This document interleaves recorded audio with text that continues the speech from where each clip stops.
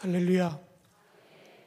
오늘은 사순절 절기에 이제 세 번째 주간을 보내고 있습니다. 오늘 말씀을 보면 예수님이 예루살렘 성전에 오르셔서 성전을 깨끗이 하신 그 성전 정화에 관한 말씀이 기록되어 있습니다. 오늘 말씀을 듣는 가운데 여러분의 몸도 우리 주님이 거하는 거룩한 성전인데, 오늘 말씀을 듣는 가운데 여러분 안에 더럽고 또 악하고 추한 것들이 있다고 하면 말씀을 통해 깨끗이 씻으시길 바라고, 그 자리에 거룩한 영으로 채우시는 여러분들이 되시기를 주님의 이름으로 축원합니다. 우리가 정권이 바뀔 때마다 여야가 뒤바뀌어서 서로 주고받는 이야기를 들어보면 내로남불이라고 하는 이야기를 종종 하는 것을 볼 수 있습니다. 동일한 일이라 해도 남이 할 때는 엄격한 시선을 갖고 바라보고 내가 할 때는 너그럽게 본다고 하는 이런 이야기입니다. 그런데 이 내로남불이라고 하는 말이 정치인들에게만 있는 것이 아니라 때로는 교회 안에도 있는 것이 큰 문제입니다. 몇 가지 사례를 보면 남이 손바닥만한 성경책을 가지고 다니면 경건치 못하기 때문이라, 그런데 내가 작은 성경을 가지고 다니면 활동적인 신앙이니라, 남이 기도를 길게 하면 주책이 없는 까닭이라고 하고 내가 기도를 길게 하면 정성을 다하기 때문이라고 합니다. 남이 예배에 참석하지 않는 것은 신앙이 없기 때문이라 이야기하고, 내가 예배에 빠지는 것은 하나님은 어디나 계시다. 남이 친척의 결혼식 참석을 위해 주의를 지키지 못하면 신앙이 자라지 못함 때문이라고 하고, 내가 주의를 지키지 못하는 것은 가문의 평화를 위함이라고 합니다. 남이 예배 시간에 늦으면 5분만 일찍 출발하지, 그렇게 이야기하면서도 내가 늦으면 설교가 중요하지. 남이 교회에서 직분을 받으면 벌써, 그런데 내가 직분을 받으면 이제야. 남이 예배 시간에 졸면 시험에 들지 않게 일어나 기도하라고 하는 말씀이 기억이 나고, 내가 졸면 여호와께서 그 사랑하는 자에게 잠을 주시는도다 하는 성경 말씀을 먼저 떠올린다고 합니다. 정치인들에게만 내로남불이라고 하는 말이 사용되는 것이 아니라 교회 안에서도 이런 말이 사용되고 있다고 하는 것은 어찌 보면 서글픈 일입니다. 이런 것들이 계속되다 보면 이렇게 설교를 하는데도 듣다가 야, 이야기는 우리 속장이 좀 들어야 되는데, 바로 이것이 내로남불이라고 하는 이야기입니다. 내 말씀으로 들려야 되는데 이것이 누군가 들어야 되는 말씀이라고 벌써 이런 생각을 갖는 것이 영적으로 교만한 것입니다. 그리고 그 교만을 넘어서면 누군가를 정죄합니다.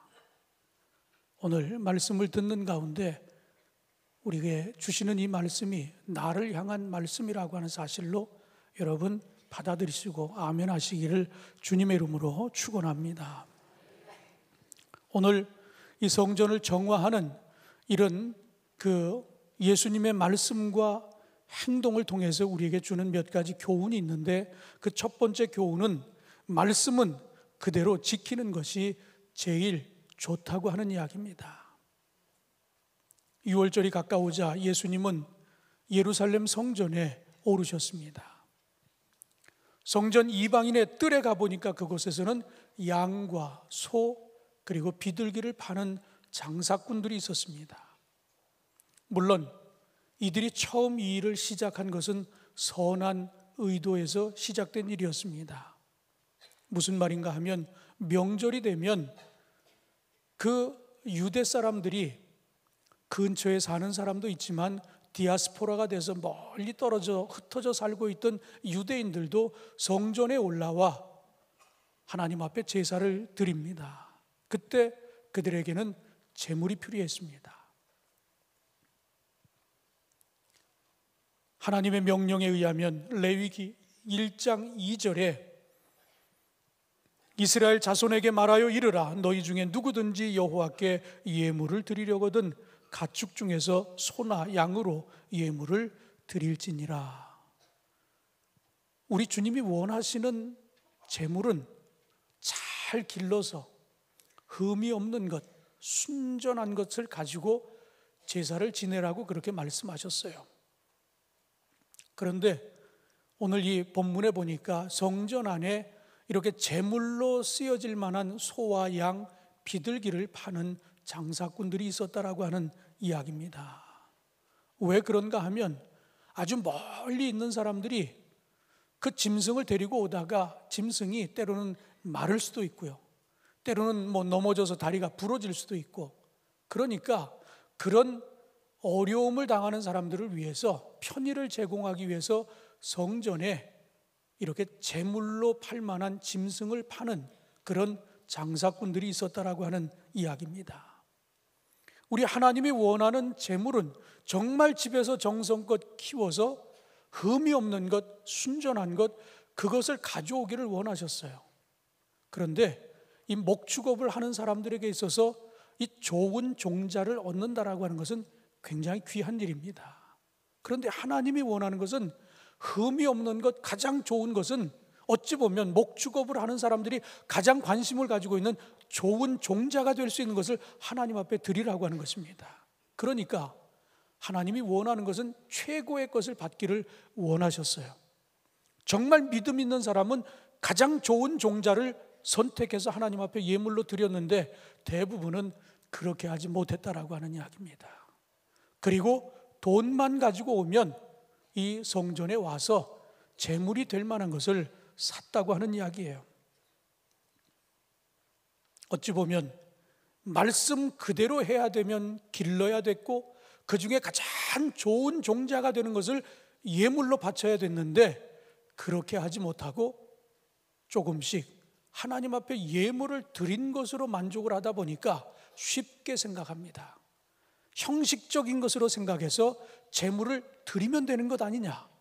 그러니 돈을 가지고 가서 성전에 가서 쉽게 제물을 사서 하나님 앞에 드렸다라고 하는 이야기입니다. 이런 과정에 어떤 문제가 생깁니까?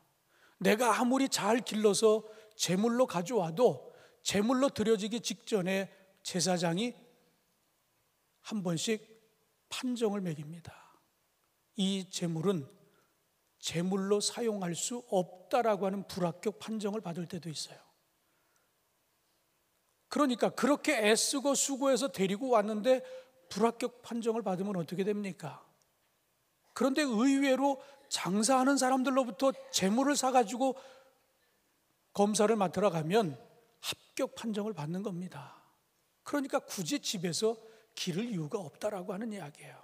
근데 여기에 무슨 문제가 있는가 하면 이 장사하는 사람들이 내가 지금 가지고 와서 파는 이 제물로 사용되는 짐승들이 합격 판정을 받아야 되잖아요.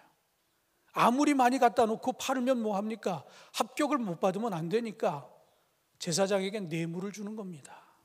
내가 파는 짐승들은 다 합격받을 수 있게 해달라고. 제사장들이 뇌물을 받고 어느 장사꾼이 파는 것은 모두 합격을 시켜줍니다. 그러니까 사람들이 굳이 집에서 기를 이유가 없는 거예요. 여기 와서 사야 합격을 받으니까. 그런 잘못된 관행들이 시작이 됩니다. 결국 이 장사하는 사람들은 자신이 이익을 남긴 것 중에 일부를 뇌물로 줘야 되니까 어떻게 됩니까? 올바른 가치를 거기다 주지 않고 더 많은 가격을 높여서 결국은 제사를 드리러 오는 사람들로부터 더 많은 것을 착취하는 이런 잘못된 것들이 계속 악순환이 되고 있는 것입니다. 하나님 앞에 드리는 이 제사의 행위가 어찌 보면 돈벌이로 전락한 이런 하나의 사례를 우리에게 보여주고 있습니다. 아무리 좋은 뜻이라 해도 하나님의 말씀을 어기고 그대로 제물을 준비해서 나오지 않고 쉽게 생각하고 그냥 형식적으로 제물을 드리고 예배를 드리는 그런 모습을 취하니까 결론적으로는 이렇게 예배가 가벼워지기 시작했고 예물도 형식적인 예물이 되어지고 말았다라고 하는 이야기입니다. 영국의 기독교 변증가인 C.S. 루이스는 지옥으로 향하는 가장 안전한 길, 그러면 이렇게 이야기합니다. 지옥으로 향하는 가장 안전한 길은 경사가 심하지 않고 바닥은 부드러우며 갑작스러운 굴곡이나 이정표나 표지판이 없는 완만한 길이다. 그 길은 결코 벼랑이 아니고 밋밋한 내리막길이다. 사람들은 그 길을 기분 좋게 걸어간다. 여러분, 편한 길, 내리막길이 좀 편합니다. 그런데 편하다고 그렇게 한 발, 두 발 내딛다 보면 하나님으로부터 멀어진다라고 하는 이야기예요. 말씀을 지키는 길은 오르막길입니다. 좀 힘든 길일 수 있습니다. 자기 십자가를 지고 오르는 경사길입니다. 힘들고 어렵지만 주신 말씀대로 그대로 지키기만 한다면 그 말씀이 여러분의 믿음을 지켜줄 겁니다. 말씀을 지키다 보면 내 믿음이 떨어지지 않고 오히려 굳건해지는 것을 경험하게 될 것입니다. 사랑하는 성도 여러분, 하나님의 말씀은 있는 그대로 지켜야 합니다. 바로 있는 그대로 지키게 될 때 그 말씀이 여러분과 여러분의 삶을 지켜줄 것입니다. 두 번째로, 오늘 이 말씀을 통해 우리 주님은 어떤 손실이 있어도 내쫓아야 할 것이 있으면 반드시 쫓아야 한다라고 하는 말씀을 우리에게 주고 계십니다. 장사꾼들, 환전상들이 성전 안에 가득히 있습니다. 이때 예수님의 반응은 어떠했습니까? 오늘 본문 15절에 보면 노끈으로 채찍을 만드사 양이나 소를 다 성전에서 내쫓으시고 돈 바꾸는 사람들의 돈을 쏟으시며 상을 엎으시고 라고 기록되어 있습니다. 성전에 들어가서 장사하는 사람들과 또 이 환전하는 사람들을 보고 예수님이 여기서 이러시면 안 됩니다, 이렇게 점잖게 얘기한 게 아니라고 하는 이야기예요. 굉장히 화를 내셨어요. 노끈으로 채찍을 만들고 채찍으로 짐승들을 때려서 다 내쫓고, 그리고 환전상에 그 돈이 깔려있는 테이블을 다 뒤집어 엎었다고 그렇게 얘기합니다. 얼마나 화가 나셨으면. 그런데 우리가 아는 예수님은 이런 모습의 예수님은 아니었거든요. 굉장히 인격적인 분인데, 사랑이 많으신 분이었는데 어떻게 예수님이 이렇게 화를 내실 수 있을까? 이성을 잃어버린 게 아닐까라는 생각도 해봅니다. 그러나 우리가 성경을 자세히 읽어보면요, 큰 짐승들은 채찍으로 내쫓았어요. 장사꾼들 다 쫓아버렸습니다. 환전상 상도 다 뒤집어 엎었어요. 그런데 비둘기에 대해서는 뭐라고 이야기하고 있습니까? 비둘기는 세 장에 있을 거 아니에요. 그런데 그 세 장을 집어던졌다는 얘기는 없습니다. 가지고 나가라고 그랬어요. 이런 것을 보면 예수님이 이성을 잃어가지고 그냥 화만 낸 것은 결코 아니라고 하는 사실을 우리가 여기서 만나볼 수 있습니다. 그렇다면 왜 예수님이 이처럼 경로하시고 이렇게 화를 내셨을까요? 거기에는 예배를 형식적으로 만들어가는 이 모습이 너무나 싫었던 것이에요. 제물을 그냥 형식적으로 드리는 것, 이것이 잘못됐다라고 하는 것을 그들에게 분명하게 메시지를 전해주기 위해서 우리 주님이 이렇게 행동하셨다라고 하는 이야기입니다. 양과 소를 파는 장사꾼들, 그들은 어찌 보면 이 백성들의 제사를 형식적으로 만드는 그런 원인 제공을 했다라고 하는 이야기입니다. 정성껏 예물을 준비했던 백성들도 양과 소를 파는 장사꾼들을 보면서 굳이 우리가 그렇게 할 필요 없이 여기 와서 사야 합격 판정도 받고 이게 더 수월하고, 그러니까 이렇게 예배를 드려도 되나 보다라고 하는 이런 가벼운 생각, 예배를 경시하는 이런 잘못된 모습을 바로 이 장사꾼들이 제공했다라고 하는 이야기입니다. 환전상은 어떠했습니까? 제사에 집중하지 못하게 하는 그런 일들을 그들이 행했습니다. 왜 그런가 하면 당시 20살이 넘는 유대인 남자들은 성전의 유지와 보수를 위해서 성전세를 내야 했습니다. 그런데 그 당시에 통용됐던 화폐는 드라크마나 데나리온이었습니다. 그런데 이 드라크마, 데나리온에는 이방 신들의 그림이 그려져 있거나 아니면 그 당시 권력자들의 얼굴이 그려져 있었습니다. 근데 그것을 하나님의 성전세로 낼 수 없었어요. 그러니까 은화로 된 세겔이라고 하는 것으로 환전을 해서 그것을 성전세로 냈다고 하는 이야기입니다. 그런데 이 환전상들은 어떤 일을 한 줄 아십니까? 여러 나라의 화폐가 오니까 그걸 세겔로 바꿔주면서 쉽게 말하면 고리를 떼었다는 이야기예요.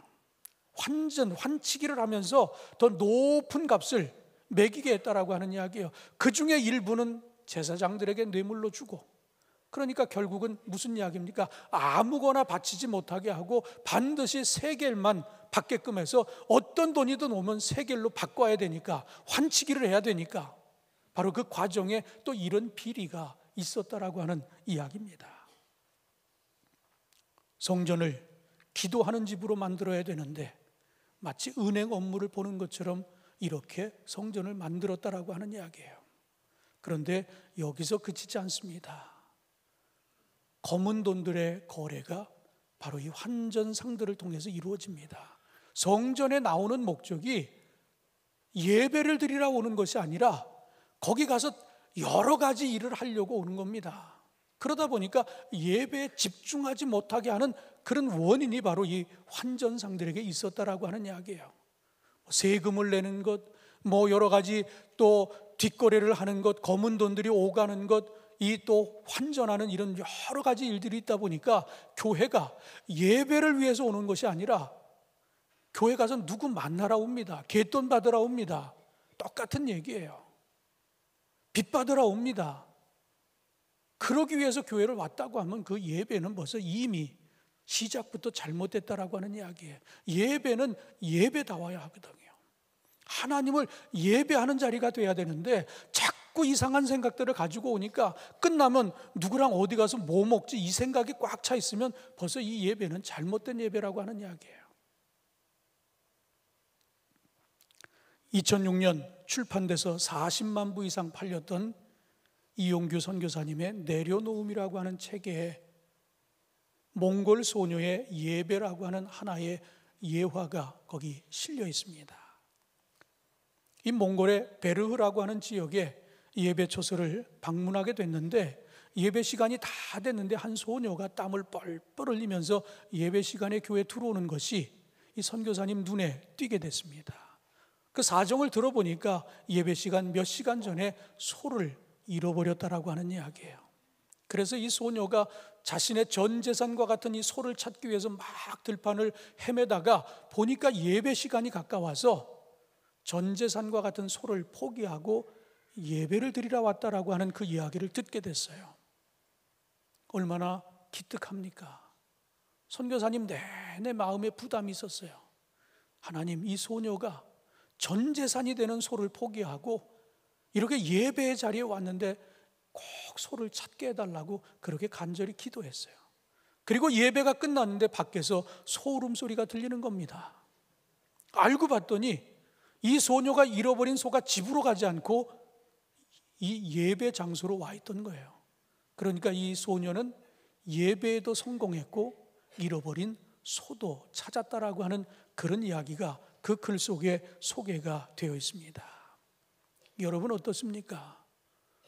주일날 문 닫으면 큰일 나는 것처럼 여러분 그런 생각 갖고 있는 분 없어요? 오늘 이 이야기를 통해서 우리가 한 번쯤 주일을 지킨다고 하는 것, 예배를 드린다라고 하는 것이 어떤 의미인지를 한번 여러분 잘 생각해 보시기 바랍니다. 내 건강을 위해서 이 시간 산에 갔다라고 하면 과연 여러분 하나님 보시기에 어떠하시겠어요? 내가 한두 시간 이 장사하는 거 손해본다라고 하는 것 때문에 문을 닫지 못한다라고 하면 어떻게 되겠습니까? 저는 우리나라에서도 굉장히 아주 좋은 기업들, 프랜차이즈로 그렇게 식당을 운영하는데도 주일은 쉽니다. 딱 그렇게 간판이 붙어 있는 거 보면 존경스럽더라고요. 제일 주일에 장사가 제일 잘 됐던데 주일은 쉽니다. 다들 뭐 문전성시를 이루고 있는데 딱 그 집만 하나 주일은십니다. 아주 송도에도 있어요. 저희 집 근처에도 있습니다. 그런 거 보면 참 존경스러워요. 오너 자신이 기업인으로서 하나님의 은혜로 내가 여기까지 왔다는 그런 신앙의 고백이 경영에서도 그렇게 나타나고 있거든요. 여러분 안에도 예배에 대해서 이런 믿음을 갖고 여러분 하나님 앞에 나아갈 때 하나님이 그 자세 그리고 그 마음, 그 신앙을 보시고 여러분의 삶을 지켜주시고 축복해 주시리라 저는 분명히 확신합니다. 마지막으로 오늘 이 말씀을 통해 우리에게 주시는 또 하나의 교훈은 알쏭달쏭한 말씀도 영적으로 피와 살이 된다라고 하는 이야기예요. 무슨 이야기인가 하면 예수님이 화를 내셨잖아요.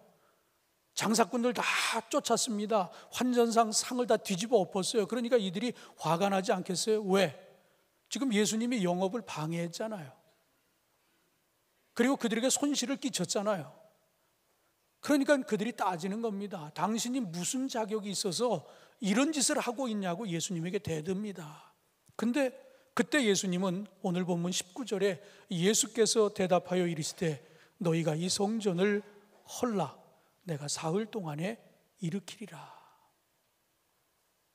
전혀 이해가 안 되는 이야기를 지금 예수님이 하고 계신 겁니다. 지금 우리는 우리의 어떤 영업을 방해하고 우리가 손실을 끼친 거에 대해서 무슨 자격으로 무슨 권한으로 당신이 이러냐고 따지고 있는데 예수님은 성전을 허물라고 그러면 내가 사흘 만에 다시 일으키겠다고 이렇게 말씀하시는데 이게 무슨 이야기인지 전혀 이해를 못하고 있었다라고 하는 이야기예요.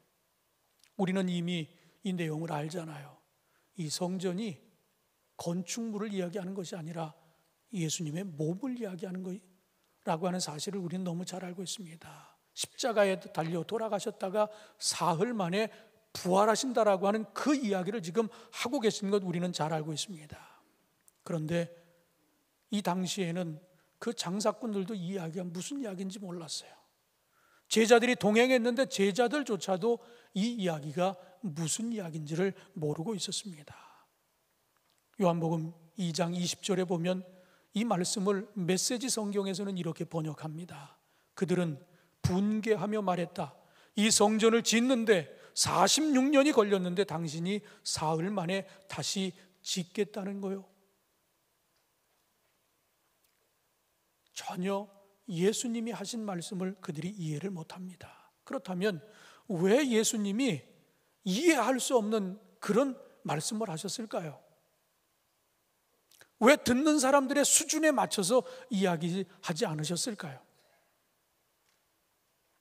성전을 모욕하고 있는 것, 그것 때문에 오해를 받을 수 있는 그런 이야기를 왜 하셨느냐 하는 이야기입니다.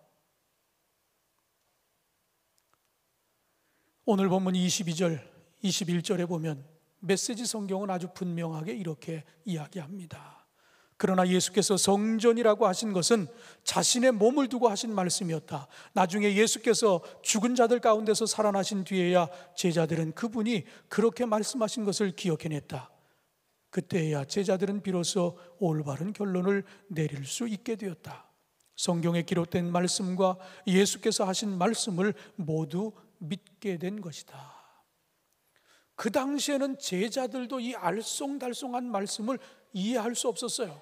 그런데 예수님이 십자가 사건, 부활 사건을 경험하고 나니까 아하, 바로 그때 하셨던 말씀이 죽음을 예고하고 그리고 부활을 예언한 그런 말씀이었구나라고 하는 것을 뒤늦게 깨닫게 되었다라고 하는 이야기입니다. 여러분, 때로는 우리가 성경을 읽다 보면 정말 이해가 안 되는 그런 말씀들이 있습니다. 몇 번을 읽어봐도 이게 무슨 뜻인지 잘 모를 때가 있어요. 여러분, 그래도 오늘 이 마지막 세 번째 우리에게 주는 교훈은 그래도 성경은 편식하지 말라 하는 이야기입니다. 내가 좋아하는 데만 집중적으로 읽고 나머지는 몰라도 된다라고 하는 그런 식으로 성경을 대하면 안 된다라고 하는 이야기예요. 성경은 처음부터 끝까지, 물론 공부하기 위해서 내가 더 집중적으로 연구하기 위해서 한 부분을 택해서 집중하는 건 좋지만 그래도 1년에 한두 번씩은 우리가 전체를 놓고 통독하는 그런 훈련이 우리에게 필요하다라고 하는 이야기예요.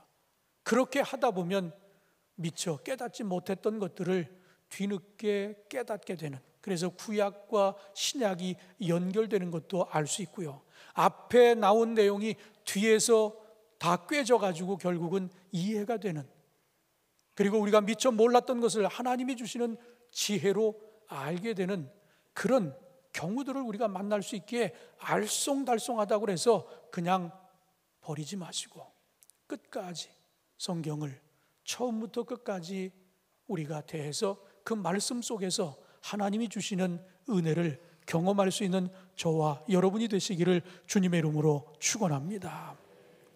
우리는 사순절의 세 번째 주일을 보내고 있습니다. 우리 주님이 예루살렘에 오르셔서 성전을 정화하셨습니다. 그렇게 정화하신 우리 주님께서 이 사순절을 보내는 우리들의 몸과 마음도 거룩하게 정화시켜 주시기를 원합니다. 그렇다면 우리가 더 예배에 집중하고, 그리고 말씀에 집중하고, 또 기도에 집중해서 정말 내 안에 있는 추하고 악하고 더러운 것들을 다 깨끗이 씻어내고 그 깨끗한 그릇에 거룩한 것들을 담을 수 있는 이 사순절 절기가 되시기를 주님의 이름으로 축원합니다. 기도하겠습니다. 하나님, 오늘도 저희들에게 말씀하십니다. 그리스도 안에서 하나님의 자녀여 백성인 우리들이 거룩하게 변화되기를 원하십니다. 이 일을 위해 먼저 우리에게 말씀하십니다. 너무 편한 것만 취하지 말라고 하는 것입니다. 하나님의 말씀 그대로 살라고 하는 이야기입니다. 그리고 때로는 손해가 갈지라도 버려야 할 것이 있다라고 하면, 쳐내야 할 것이 있다라고 하면 깨끗이 버릴 줄 아는 하나님의 자녀들이 되라고 말씀하셨습니다. 오늘 이 말씀을 우리 가슴에 새기면서 정말 주님의 말씀대로, 그리고 추한 것들은 완전히 깨끗이 내치고 그리고 거룩한 것들로 채울 수 있는 저희들 되게 하여 주옵소서. 알쏭달쏭한 이해가 되지 않는 말씀이라 할지라도 우리 주님의 지혜로 깨닫게 하시고 이해하게 하시고 믿게 하셔서 우리 믿음이 더욱 성장해 가는 것을 경험케 하여 주옵소서. 예수님의 이름으로 기도하옵나이다. 아멘.